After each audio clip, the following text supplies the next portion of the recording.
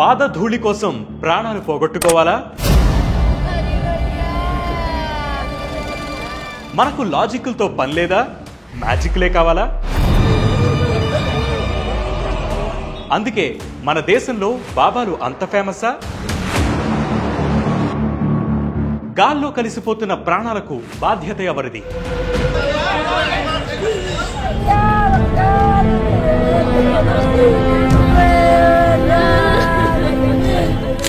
మన విశ్వాసాలను, మన భయాలను investment plans గా మార్చుకుని ప్రాఫిట్ సంపాదించుకుంటున్న బాబాలు మన దేశంలో ఎంతో మంది ఉన్నారు.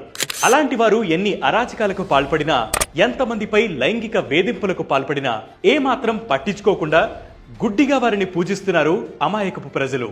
పాదధూళితో సమస్యలన్నీ తీరిపోతాయన్న మూఢనమ్మకం వల్ల సూరజ్ పాల్ అలియాస్ భోలేబాబా సత్సంగ్లో జరిగిన తొక్కిసిలాటలో 121 మంది ప్రాణాలు కోల్పోయారు.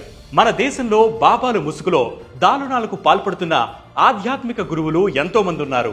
గుర్మీత్ రామ్ రహీం అలియాస్ డేరా బాబా, రాంపాల్, ఆసారాం బాపు లాంటి వారు ఎన్నో హత్యలు, అత్యాచారాలు, అక్రమాలకు పాల్పడుతున్నారు. తమ మద్దతుదారులతో సామ్రాజ్యాన్ని విస్తరిస్తున్నారు.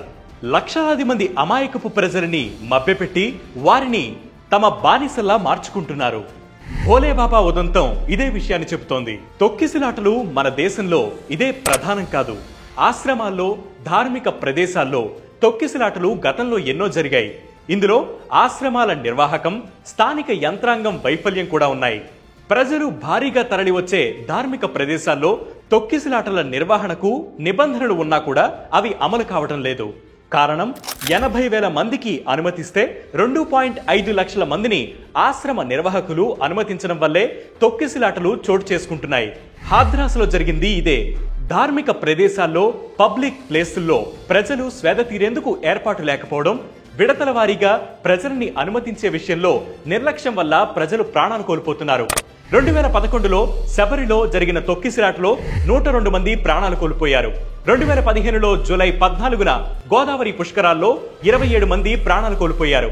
2005లో మహారాష్ట్రలోని వాయిలో మందరాదేవి గుడి వద్ద తొక్కిసిలాటలో 340 మందికి పైగా చనిపోయారు. 2008లో రాజస్థాన్లోని చాముండాదేవి ఆలయం వద్ద 250 మంది, హిమాచల్ ప్రదేశ్ లోని నైనాదేవి గుడి వద్ద 162 మంది, 1954లో జరిగిన తొలి కుంభమేళాలో అలహాబాద్లో జరిగిన తొక్కిసిలాటలో 800 మందికి పైగా ప్రాణాలు కోల్పోయారు.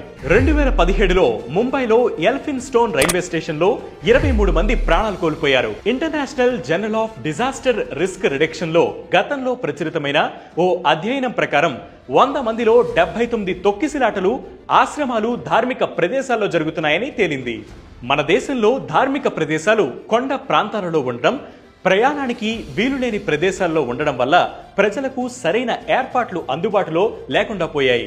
ఫేక్ బాబాలు చెప్పే మాటలు నమ్మి గుప్త నిధులు, ఐశ్వర్యం కోసం సొంత మనుషులను బలి ఇవ్వడానికి కూడా వెనుకాడలేదు కొంతమంది ప్రజలు.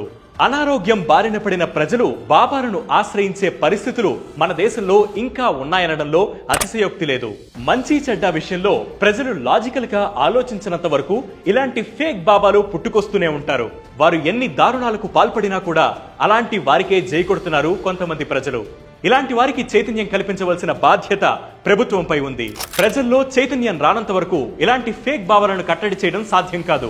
మనం మేల్కోవాల్సిన సమయం ఆసన్నమైంది. ఇలాంటి ట్రెండింగ్ వీడియోస్ మరియు ఎక్స్ప్లెయినర్స్ కోసం వే2 న్యూస్ యూట్యూబ్ ఛానల్ ని సబ్స్క్రైబ్ చేయండి. దాంతో పాటు వే2 న్యూస్ యాప్ ని క్లిక్ చేయండి.